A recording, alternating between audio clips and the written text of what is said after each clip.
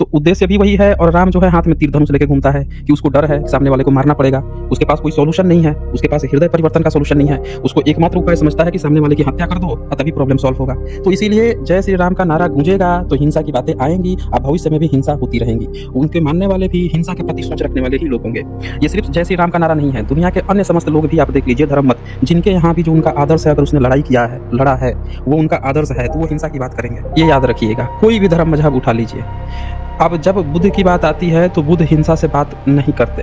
अगर आप बुद्ध का नारा लगाते हैं, जय भीम नमो बुद्धाय की आप बात करते हैं, तो इसका मतलब ये है कि आप सद्भावना को प्रोत्साहित कर रहे हैं, आप हिंसा को नकार रहे हैं। ये उद्घोष ही आपको ये दिखाता है कि आप एक ऐसा समाज चाहते हैं जो हिंसा से रहित समाज हो।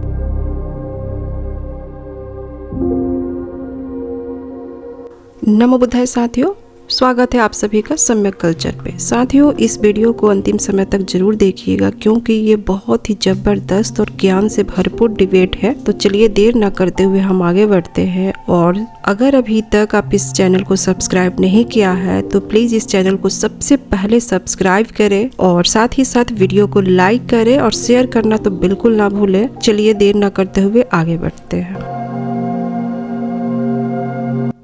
हाँ जी, के बताएं क्या कहना चाहते हैं।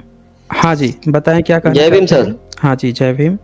सर मेरा थोड़ा सा एक कंफ्यूजन था, लास्ट टाइम भी मेरी आपसे बात हुई थी। तो ओके। अभी मैं इस कंफ्यूजन में, जब से मैं रैशनलिस्ट हुआ हूँ, तो एक चीज हमेशा मन में खटकती है। मतलब जैसे कि अभी आपकी जो स्ट्रीम होती है उसको जब मैं सुनता हूँ तो जैसे कि जय श्री राम बोलना या फिर हरे कृष्ण बोलना, ये सारी चीजें जो होती है, हम भी तो मतलब जय भीम नमो बुद्धाय बोलते हैं। तो फ्यूचर में मतलब जैसे मूर्ति पूजा नहीं करनी है, तो मैं देखता हूँ काफी सारे बुद्ध विहार में बुद्ध जी की मूर्ति होती है। तो वहाँ पे भी शादी वगैरह अरेंजमेंट जब होता है तो लोग काफी प्रेजेंट होते हैं, वहाँ पे भी मूर्ति की पूजा की जाती है। तो थोड़ा सा कंफ्यूजन था सर मुझे इस मामले में कि मतलब हमारा मोटो क्या, एज ए ह्यूमन हम क्या सोचना चाहिए। मतलब हमको जो धर्म है, धर्म के तो हम बिल्कुल अगेंस्ट में ही, मैं जैसे कि अभी जो रैशनलिस्ट हैं हम सब, तो ये तो बिल्कुल अगेंस्ट में ही है। मतलब कोई धर्म नहीं होना चाहिए। लेकिन ये सारी चीजें जो होती है तो आने वाली जो पीढ़ी है वो कहीं आगे जाके, मतलब जैसे अभी श्री राम के नारे लग रहे हैं,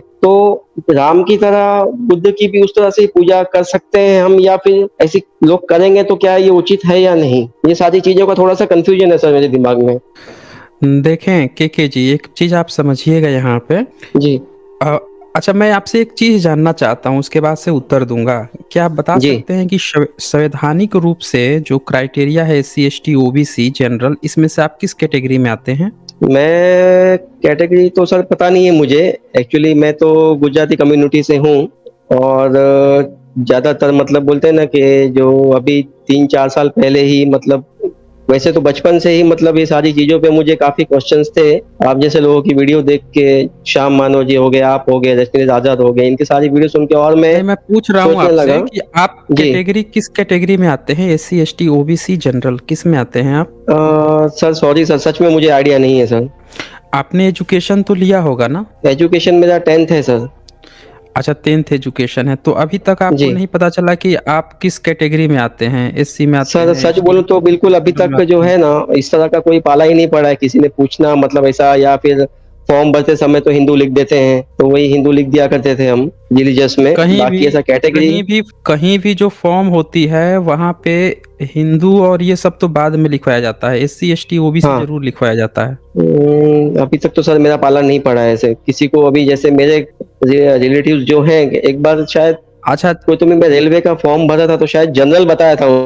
हाँ, तो सच में कहता हूँ तो मुझे आइडिया नहीं है। ठीक है, ठीक है। अब एक इत्मीनान से रहें। अब थोड़ा सा आप जनरल कैटेगरी से आते हैं क्योंकि जो SC ST होता है ना, जो OBC होता है, उसको तुरंत पता चल जाता है क्योंकि उसकी जाति बिरादरी और उसको हर जगह ट्रीटमेंट उसको मिल जाता है, उसको एहसास हो जाता है कि हाँ वो SC ST OBC है। वो दुनिया जो है उसको एहसास कराते रहती है। आपको आज तक एहसास नहीं हुआ है, उसका मतलब सीधी सी बात है कि आप जनरल कैटेगरी से आते हैं। आपने बहुत समय लिया, अपने रिलेटिव का भी सहारा लिया बताने के लिए कि उसने जनरल लिखा था। अब सुने इस चीज को ध्यान से। राम की जो फोटो लगा रहे हैं, जय श्री राम का जो नारा लगा रहे हैं, तो कहीं न कहीं राम जो है लड़ाई कर रहा है। उसकी जो चरित्र पेश किया गया है वो लड़ाई कर रहा है। अगर राम का कोई जय श्री राम करेगा तो जय श्री राम कौन कर रहा है? बानर कर रहा है। बानर करके क्या कर रहा है? पुल बना रहा है। पुल बनाने का उद्देश्य क्या है? कि उस पार जाके लड़ाई करना है। तो उद्देश्य भी वही है और राम जो है हाथ में तीर धनुष लेके घूमता है कि उसको डर है कि सामने वाले को मारना पड़ेगा। उसके पास कोई सॉल्यूशन नहीं है। उसके पास हृदय परिवर्तन का सॉल्यूशन नहीं है। उसको एकमात्र उपाय समझता है कि सामने वाले की हत्या कर दो और तभी प्रॉब्लम सॉल्व होगा। तो इसीलिए जय श्री राम का नारा गूंजेगा तो हिंसा की बातें आएंगी और भविष्य में भी हिंसा होती रहेंगी। उनके मानने वाले भी हिंसा के प्रति सोच रखने वाले ही लोग होंगे। ये सिर्फ जय श्री राम का नारा नहीं है, दुनिया के अन्य समस्त लोग भी आप देख लीजिए, धर्म मत, जिनके यहाँ भी जो उनका आदर्श है, अगर उसने लड़ाई किया है, लड़ा है, वो उनका आदर्श है, तो वो हिंसा की बात करेंगे। ये याद रखिएगा। कोई भी धर्म मजहब उठा लीजिए। अब जब बुद्ध की बात आती है तो बुद्ध हिंसा से बात नहीं करते। अगर आप बुद्ध का नारा लगाते हैं, जय भीम नमो बुद्धाय की आप बात करते हैं, तो इसका मतलब ये है कि आप सद्भावना को प्रोत्साहित कर रहे हैं, आप हिंसा को नकार रहे हैं। ये उद्घोष ही आपको ये दिखाता है कि आप एक ऐसा समाज चाहते हैं जो हिंसा से रहित समाज हो, जहाँ पे उस नारा जो 5-10 लोग सुने वो भी समझे कि हाँ यार ये अच्छे लोग हैं, वो लोग हैं जो सामने वाले को कलम से जवाब देना जानते हैं, ये लोग हिंसा पे नहीं उतारू हैं, या भविष्य में इनके कोई नायक जो है वो इनको हिंसा का प्रतीक इनको प्रोत्साहित नहीं किया है कि तुम जाके लड़ना, तुम हिंसा करना। तो हमेशा याद रखिएगा, एक होता है झूठ को प्रोत्साहित करना और एक होता है सच को प्रोत्साहित करना। दोनों को एक तराजू में नहीं तौला जा सकता है। कोई कहे कि देखो वो तो झूठ को प्रोत्साहित कर रहा है, इसीलिए अगर कोई उसका अनुयायी है झूठे का, तो इसका मतलब तो ये हुआ कि जो सच का अनुयायी है वो भी उसी तरह से करेगा। नहीं, दोनों में अंतर है। आप ड्रग्स लेते हैं, नशा करते हैं, और जब आप बीमार पड़ते हैं और बीमारी से छुटकारे के लिए आपको थोड़ा-सा डोज़ अगर नशे का दिया जा रहा है, इन दोनों चीज़ों में अंतर है। कह तो आप सकते हैं कि देखो वो भी नशा ले रहा था और यहाँ भी ट्रीटमेंट के लिए ही नशा दिया गया, पर इन दोनों ही सिचुएशन में अंतर है। तो इसीलिए नारा किसी का होना, नारा अगर अच्छे के लिए हो रहा है, उसका प्रतीक अच्छे के लिए है, वो ये दिखा रहा है कि यार ये तो बड़े ही सरलगामी लोग हैं, बड़े अच्छे लोग हैं, बुद्ध की बात कर रहे हैं, यानी कि ये युद्ध की बात नहीं कर रहे हैं, यानी वो कहीं से भी किसी मानव सभ्यता के लिए खतरा तो कतई नहीं है। समझ जाइएगा, यहाँ बात आ रही है कि किसी भी परिस्थिति में खतरा की बात ये नहीं कर रहे हैं, बुद्ध को मान रहे हैं, यानी कि ये विषम से विषम परिस्थितियों में ये लोग जो हैं बात करके एक दूसरे से मुद्दे सुलझाने के सब में हैं, न कि दंगा फसाद करके मारपीट करने के। ये हमें याद रखना पड़ेगा। यहाँ पे देखा गया है, अभी 20वीं सदी में ऐसा देखा गया कि कुछ ऐसे लोग हैं, धार्मिक लोग, जो हथियार उठा के और दूसरे जो शांति प्रिय लोग हैं उनको भी उकसाते हैं कि तुम हमारे साथ हिंसा करो। तो हमेशा इस तरह की घटनाएं जैसे देखा गया म्यांमार में देखा गया, तो वहां पे ये नहीं देखा गया कि वहां का बौद्ध भिक्खु उठ के किसी को मारने लगा। एक संगठन उसको बार बार उकसा रहा है। तो यहाँ पे ये चीज हमें समझना पड़ेगा कि अगर आपके पास कोई ऐसा धर्म है जो हिंसा की बात करता है, आप उकसा रहे हो, तब फिर जो दूसरा रिएक्शन दे रहा है तो वो भी फिर खराब कहा जाएगा। पर यहाँ पे भविष्य इतिहास जो खड़ा है, पूरा इतिहास दुनिया का खड़ा है, उसमें कहीं भी ऐसा नहीं देखने को मिला है कि भिक्षु संघ कभी खुद से पहल किया हो कि नहीं हम ही रहेंगे या सबको मार के भगा देंगे। वो खुद से इनिशिएटिव ले रहा हो कि हमारे बुद्ध ने ऐसा कहा है, हमारे यहाँ कोई ऐसी प्रक्रिया है कि दुनिया को, बाकी को हम जीने नहीं देंगे, उसको अत्याचार करके रखेंगे, उसको मारेंगे, पीटेंगे, भगा देंगे, इन क्षेत्र पे मेरा जगह है। ऐसा कहीं नहीं देखा गया है दुनिया में। तो कुछ घटनाओं को लेकर और जिसके पीछे का बैकग्राउंड कुछ और है, ये ध्यान देने की जरूरत है। हम सीधे सीधे ऐसा नहीं कह सकते हैं कि बुद्ध की बात करने वाले भी भविष्य में हिंसात्मक हो जाएंगे, क्योंकि बुद्ध का इतिहास 1-2 साल का थोड़े ही है, या पिछले 20-25 साल का थोड़े ही है। अरे 2500-2600 साल से बुद्ध मार्ग का इतिहास आ रहा है। उसके पहले सिंधु घाटी सभ्यता तक से देखा जा रहा है कि वहाँ हथियार ही नहीं मिले हैं, वो लोग लड़ाई ही नहीं करते थे, बताइए, हथियार ही नहीं मिले। तो इसीलिए नारे किसी का भी लगे, लेकिन आइडियल ने अगर मारा मारी की है, उसका प्रतीक ही मारा मारी किया है, तो आप लाख उसको अच्छा दिखा लीजिए, जस्टिफाई कर लीजिए, लेकिन आपके जब 1000 भक्त होंगे, लाख भक्त होंगे, तो उसमें से 5, 10, 50, 100, 1000, लाख खड़े हो जाएंगे जो कहेंगे कि अरे रे, जब जरूरत पड़ी थी तब तो युद्ध किए थे ना, तो चलो युद्ध किया जाए, यही जरूरत पड़ा है, चलो युद्ध किया जाए। समझ रहे हैं? यहीं से दंगा फसाद भड़कता है। कोई भी कौम हो, चाहे हिंदू हो, मुस्लिम हो, सिख हो, ईसाई हो, हिंदू तो खैर नहीं, ब्राह्मण धर्मी, किसी भी कौम में सारे लोग खराब नहीं होते हैं। उसमें से हर कौम में हो सकता है कि 60%, 70%, 50% लोग जो है बड़ा आसानी से सरलगामी लोग हों, लेकिन उनके चूंकि जो उनके आइडियल हैं, जो आदर्श हैं, उनके अंदर ही हिंसा कहीं ना कहीं उनकी कहानियों में या कहीं ना कहीं छुपी हुई है। तो उनके जो कुछ लोग हैं, 5%, 10%, 15%, 1%, वो लोग उन कहानियों को वो लेकर अपने लोगों को कन्विंस करना शुरू कर देंगे कि नहीं नहीं, देखो जब जरूरत पड़े ना, तो हमारे आइडियल ने भी लड़ाई की थी, हिंसा की थी, करना पड़ेगा, यही जरूरत का समय है। अपने लोगों को कन्विंस करेंगे या हिंसा करवा देते हैं। पर बुद्ध धर्म में या बाबा साहब का जो जय भीम हम लोग कहते हैं, बाबा साहब ने कभी नहीं कहा किसी को मारो काटो, हिंसा की बात नहीं की, बुद्ध ने कभी नहीं कहा। तो ये नारा कहीं से भी खराब नहीं है। जी के जी। ऐसे नहीं कहा रहा हूँ मैं, मतलब मेरा बोलने का मतलब क्या था कि आप जो स्ट्रीम करते हैं या हम जो यहाँ पे स्ट्रीम करते हैं, हम सुनते हैं किसी को, और हमारा जो मोटो है, मतलब मोरल ऑफ द स्टोरी जो है कि अपने को ये जो धर्म, जो बनावटी ग्रंथ जो अभी चल रहे हैं, चाहे कोई भी धर्म हो, हिंदू, मुस्लिम, कुरान, जो भी, गीता, बाइबल, जो भी है, तो उसको अपने को उसपे से पर्दा हटाना है। तो मेरे को खाली ये पूछना था कि जो आप ये कार्य कर रहे हैं, तो आपके हिसाब से मतलब क्या, मतलब ये धर्म होना चाहिए या कोई भी धर्म हो, बौद्ध धर्म हो गया, हिंदू धर्म हो गया, या फिर मुस्लिम हो गया, जो भी है, धर्म नाम की चीज ये पृथ्वी पे होनी चाहिए या नहीं? मतलब देखें, आप प्रॉब्लम आपके साथ क्या है कि आप जब किसी को धर्म मानते हो, जब जी। आप किसी को धर्म मानते हो, तो धर्म का मतलब क्या होता है? जैसे इस्लाम है, तो इस्लाम जो है वो क्या करता है? वो कहता है कि भैया अब आप अगर मुस्लिम, हमारे इस्लाम मुस्लिम बन गए हो, तो आपको नमाज पढ़ना पड़ेगा। आपको जितना कमाते हो उसका 10% या कुछ परसेंट जो है आपको इन मजलिसों में खर्चा करना पड़ेगा। इस्लाम को आगे बढ़ाने के लिए भाई खर्चा करना पड़ेगा। फिर वो कहेगा कि भाई शादी विवाह आपको इस तरीके से करना पड़ेगा, आपको अपने बच्चे का मुसलमानी कराना पड़ेगा, आपको बकरा ईद के दिन बकरा काट के और वो करना पड़ेगा, पर्व मनाना पड़ेगा। वो अपने सारे तरीके उस पर थोप देगा, और वो आपको कुछ अच्छी बात हो दूसरे लोगों की या उसकी बजाय वो हमेशा इस बात को प्रेफरेंस देगा कि 6ठी सदी के जो मोहम्मद के नाम पे क्या-क्या प्रचलन उनके जो मौलवी या उनके जो भी लोग हैं, उनके स्कॉलर्स क्या कह रहे हैं, उसको ही वो प्रचारित करने पे या उसको फॉलो करने पे वो फोकस करेगा। आप उसको कह सकते हैं कि भाई वो उनका दीन है, उनका धर्म है, मजहब है। तो यहाँ पे जब कोई दूसरा तीसरा उसके उल्टा कुछ काम करेगा, तो उसको लगेगा कि ये हमारी भावना आहत कर रहा है, और फिर उनमें दंगा फसाद होगा। तब आप कहेंगे कि ये धर्म है, हमको ऐसा धर्म नहीं चाहिए जो दंगा फसाद कराता है।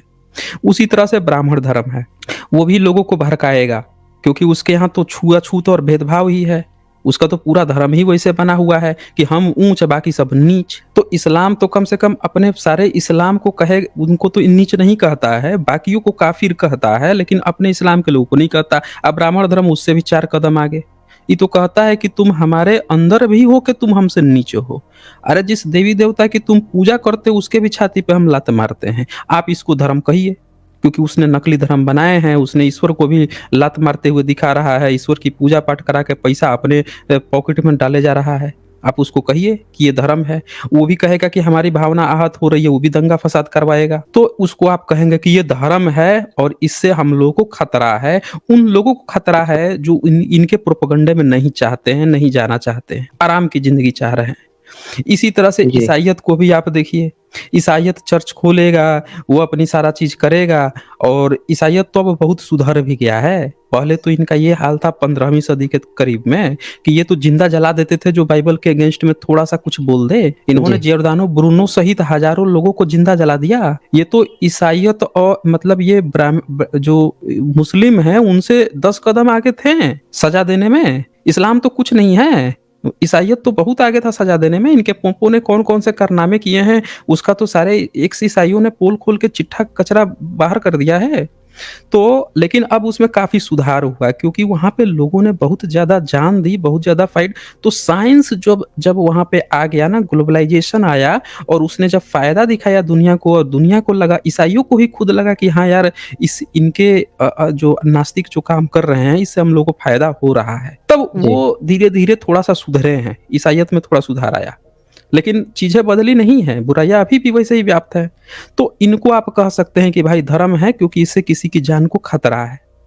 अब आप धम्म को ले लीजिए, बुद्धा की मार्ग को ले लीजिए, वो तो कह रहे हैं कि भाई आप जो है सत्य बोलो, व्यभिचार मत करो, नशा मत करो, ये मत करो, वो मत करो, यही सब तो कह रहे हैं। वो आपको ऑर्गेनाइज़ नहीं ना कह रहे हैं कि भाई जी। हमारे आस्था को या हमारे उसको खतरा है। मतलब कि हमारा किसी ने भावना आहत कर दिया, चलो दंगा करते हैं भई। हमारे बुद्ध ने कहा था कि चलो उठाओ फरसा उठा लो, 21 बार जो है क्षत्रियों का विनाश करो, या ये जिहाद कर दो, या ये वो सब राज्यवाद फैला दो। ऐसा तो कुछ इनके यहाँ है नहीं।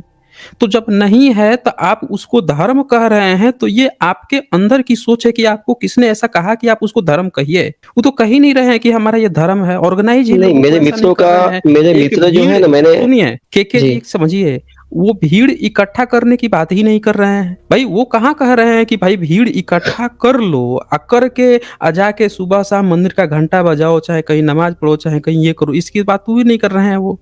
तो जब वो नहीं कह जी। रहे हैं तो आप अपने तरफ से उनको धर्म बोल रहे हैं, तो अब आपको फिर डिफरेंस करना पड़ेगा कि क्या आपको उससे खतरा है उनसे। भाई मेन चीज क्या होता है बताइए, जंगल से अगर शेर आ जाए बाहर निकल के गांव में तो आपको खतरा महसूस होता है, आपको लगता है कि यार ये हमारे बच्चों को कभी भी काट देगा, हमको काट देगा, तभी तो आपको खतरा लगता है।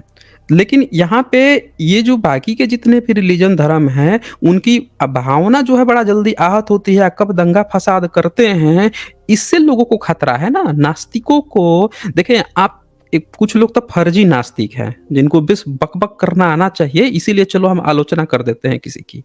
अरे सही नास्तिक है तो नास्तिकता का मतलब ये थोड़े है कि किसी की भी आप बैठ के बाल की खाल निकालेंगे। मतलब क्या है, आपको खतरा किससे है? किन धर्म से खतरा है? कौन आपके वजूद पे आपको कब दंगा फसाद करेगा, कब मार देगा, कब क्या कर देगा, ये मामला आता है। जब आपके पास बहुत सारी, देखिए एक मिनट बोलिए। बैकग्राउंड साउंड आ रही है। तो ये चीज़ यहाँ, अच्छा ये चले गए, ये शायद चले गए, कुछ बैकग्राउंड साउंड आ रही थी। तो यहाँ पे हमें ये बात समझना पड़ेगा कि आपको खतरा किससे है। अगर इनसे खतरा है तो आप आलोचना कीजिए। अगर आपको ऐसा लगता है कि बुद्धिस्ट जो हैं वो आपको हथियार उठाएँगे, वो भी अपने बुद्ध के हाथ में त्रिशूल भाला दे देंगे, फरसा दे देंगे, तीर धनुष दे देंगे और ऐसा चित्र बनाएँगे कि बुद्ध किसी की हत्या कर रहे हैं, और आक्रामक होके वो भी नारा लगाते हुए घूमेंगे, या बाबा साहब अम्बेडकर के हाथ में भी तीर धनुष या भाला, तलवार या बंदूक पकड़ा देंगे और उनका चित्र लेके घूमेंगे कि हाँ ये हैं, ऐसे हम आक्रामक हैं, तो आप आलोचना कर सकते हैं, मैं आपका साथ दूँगा। पर मैं उन लोगों की आलोचना में आपका साथ नहीं दे सकता हूँ जिससे वास्तव में मानव सभ्यता को खतरा ना हो। समझ रहे हैं?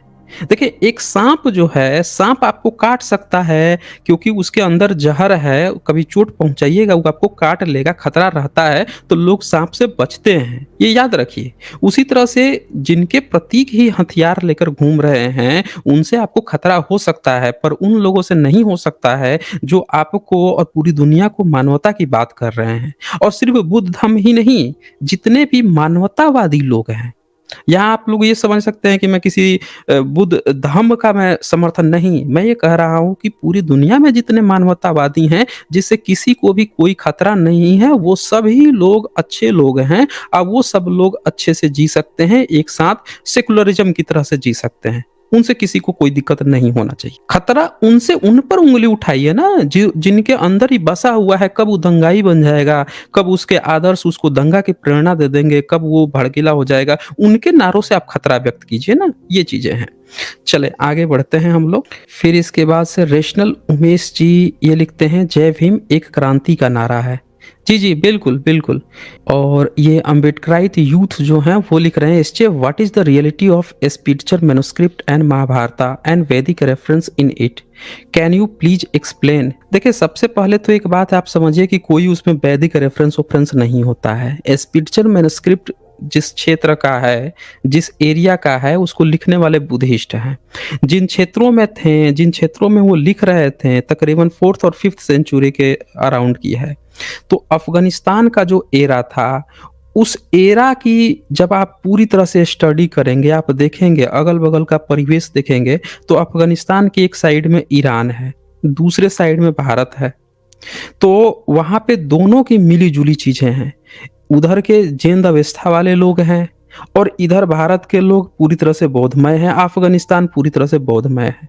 तो वहाँ पे अगर कोई चीज़ बात आ रही है, तो वो पूरी दोनों चीज़ों का मिश्रण है। किसका? ईरानियों का, जो उधर उसके बगल वाले साइड के लोग हैं, और भारत का, क्योंकि ये लोग बुद्धिस्ट थे। पूरा अफ़गानिस्तान बुद्धिस्ट देश था, ये लोग लिख रहे थे। तो हमें जब भी हम किसी चीज़ को देखें, उसको हमें पूरा देखना पड़ेगा ना, अगल-बगल सारा सराउंडिंग देखना पड़ेगा। अब कोई ये सोचे कि उसमें कोई बात लिखी है, तो वो इसीलिए वो सारी चीज़ें भारत की ही हैं, ऐसा थोड़ा ही हो सकता है। भाई वो जिस क्षेत्र में है, जिस एरिया में है, उसके अगल-बगल दोनों जगह का देखना पड़ेगा ना आपको, कि उसके बगल में क्या है, इसके इधर में क्या है। अब वो लोग कौन-सी सभ्यता के हैं, कौन से हैं, वो अपनी बात कर रहे हैं, उस समय की बात कर रहे हैं। और अफ़गानिस्तान भारत का हिस्सा आज की डेट में नहीं है कि कोई कह दे कि वहाँ पे कुछ आया है इसीलिए ये है। भई जब वो लिखा जा रहा है तो उसमें महाभारता में गंधार का नाम आया है। क्यों गंधार का नाम आया है? गंधार नरेश की बात आई ना, तो क्यों नाम आया है? क्योंकि उसकी जो सोर्स कहानियाँ थी, वो जातक कहानियाँ थी, उसको उठाया गया, उसको लिखा गया। पर महाभारत शब्द कहीं स्क्रिप्चर मैन्युस्क्रिप्ट में नहीं आया है। समझ रहे हैं? नहीं आया है। आप जब इनसे पूछिएगा, जो आर्य समाजी हैं, इनसे पूछिएगा कि भाई ये रामायण और महाभारत जो हैं, तुम क्यों कहते हो कि इनके लेखक शूद्र थे? इनसे पूछिएगा ना, तो आर्य समाजी क्या कहेगा? ये दोनों शूद्र हैं। उसको सच्चाई पता है, वो ये नहीं बताना चाहता है कि ये दोनों ग्रंथ का सोर्स जो है बुद्धा धर्म से आया हुआ है। वो ये नहीं बताना चाहता। वो दूसरे तरीके से आपको बताएगा कि इसके लेखक जो हैं वो शूद्र हैं। वो पहचान चुका है, आप नहीं पहचाने हैं। अच्छा, जो ये हैं शंकराचार्य वाले हैं, जो अपने को सनातनी कहते हैं, ये कहेंगे कि अच्छा ये दोनों ब्राह्मण थे। ये दोनों ब्राह्मण थे, तो ये क्या किए हैं कि ये हमारे इसमें महापुरुष, हमारे देवी देवताओं की बात आई है, हमारे इतिहास की बात आई है। इस चीज को हमें पहचानने की जरूरत है, सोर्स का। बस यहीं से घालमेल इनकी खुल जाती है। तो साथियों, उम्मीद है आपको इस वीडियो से बहुत सारी जानकारियाँ मिली होगी। ऐसे ही अपना प्यार बनाए रखें और बहुत जल्द मिलते हैं एक नए धमाकेदार डिबेट के साथ। तो इस वीडियो को लाइक कीजिए, शेयर ज़रूर कीजिए, सब्सक्राइब कीजिए। नमो बुद्धाय।